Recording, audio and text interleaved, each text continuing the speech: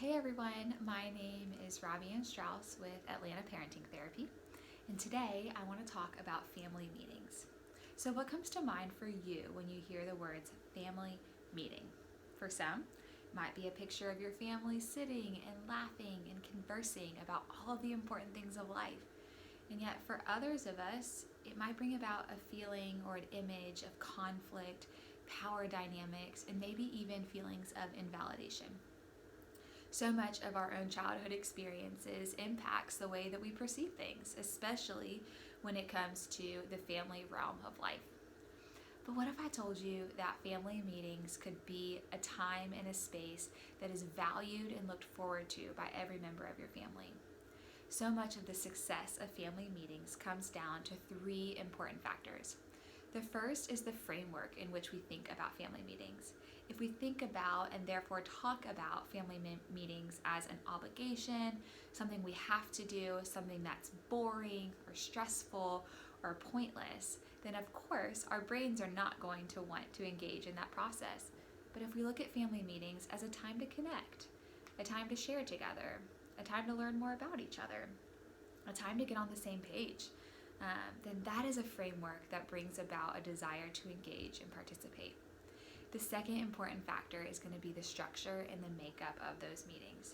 We want to find a good balance between being businesslike and being fun. What I mean by that is if the meeting is all structure, no one talks out of turn, nothing gets to be said unless it's on the agenda, then who's going to want to participate in that? But on the flip side, if the meeting is, we just show up whenever, if you want to go, you can. If you don't want to go, you don't have to go. We just laugh and nothing's really accomplished at all. Then there's going to be less of a desire to do that consistently. So we want to find that happy medium in between, and we want to be clear about, hey, what are we going to talk about in these meetings, which we'll get to that in a second. But the third important factor of the success of family meetings is that every member feels buy-in, or that they feel valued within the context of these meetings. If one of our kids is showing up and every week they feel like all that happens during family meetings is they get in trouble for everything that happened over the past week, they're not going to feel very valued in that family meeting. Or if somebody else feels like every time they go to talk, they get interrupted or talked over, then they're not going to feel like there's much buy-in or much benefit for them. Additionally, if just the parents are talking the whole time and not involving the kids, then the kids aren't going to feel valued in the meeting.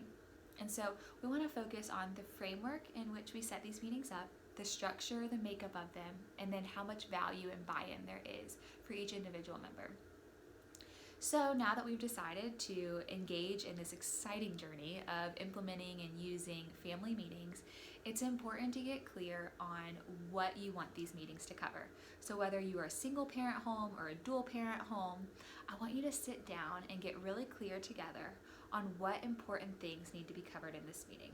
I'll give you some suggestions in a minute, but the most important thing, and something I'll probably say 5 more times by the end of this video, is that the only thing that matters is that it works for your unique family. There is no one best way to make family meetings happen. Sure, there's suggestions and ideas and structure, but at the end of the day, you know your family best, and I want you to think about what works for your family. So for some families, it's going to be best to have a parent-only family meeting. This might be during nap time or after the kids have gone to bed or on a weekend or something like that, where just the parents get to sit down and get on the same page, talk about carpool and schedule and budget and things like that. And for other families, it might be important that they get to include all of the kids, whether they're 2 years old or 18 years old. And we can talk about some different ways to engage with each of the different developmental ages of your kids and how to get them involved in the meetings. But it's first just important that you decide, who do we want there and what is this going to look like? So some ideas of things that you could talk about in the meeting are schedule. You could talk about what's coming up in the next week. Who has soccer practice? Who's cooking dinner? Who's doing carpool? What is going on the next weekend? What's coming up? And that just helps everybody get on the same page. Another important thing that you guys could talk about are your goals or your hopes for the next week. I love when parents and families start to get around this idea of setting intentions over the next week, where everyone gets to say, okay, I'm really hoping, or my goal is to XYZ in the coming week, and just starting to have that mindset as a family of encouraging and supporting each other in our goals. Another thing that you could talk about is budget and finance. A lot of times parents that do parent-only meetings will talk about this, but there's definitely a way to palette it and to make it kid appropriate of how we can talk about money in these family meetings and start involving kids in that type of dialogue.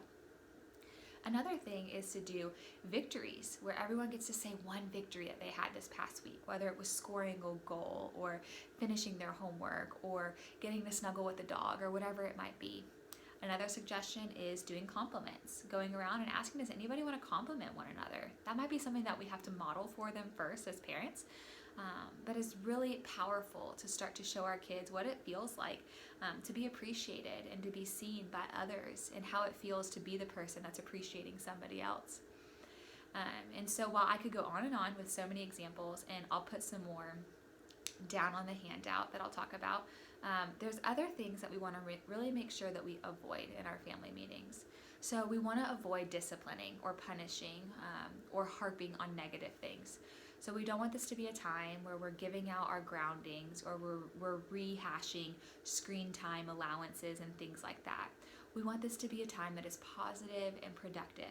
The best way to do that is to make sure that we're focusing on the family unit, not on individuals. If we spend all of our time just on one kid, then either that kid feels like too much pressure, too much stress, too much, or the other kids feel like, hey, I'm not really needed in this meeting because all we do is talk about Johnny anyways.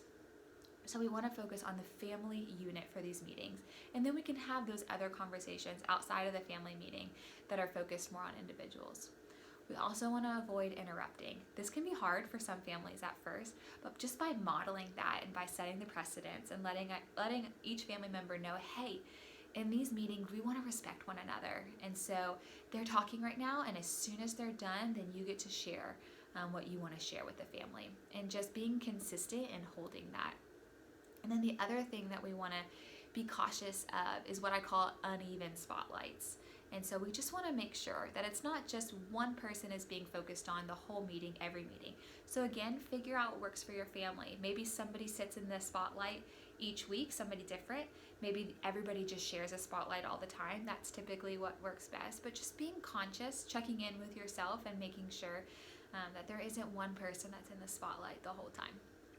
So again, this is a topic that I'm so passionate about, and I could go on and on with many more suggestions and ideas. So what I'm going to do is I've attached a handout that you can download that'll have a couple different templates of what a family meeting might look like, what a parenting plan meeting might look like, or something like that.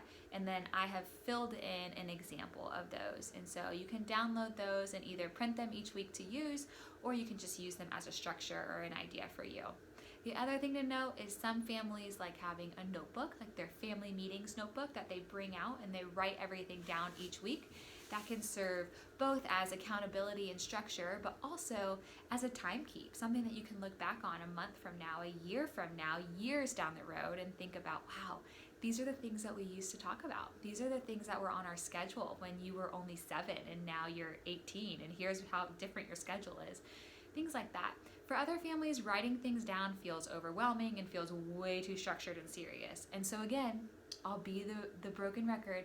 Do what feels best for your family. What's important is that this feels sustainable. It feels like something that you can keep up with, something that you can really invest in.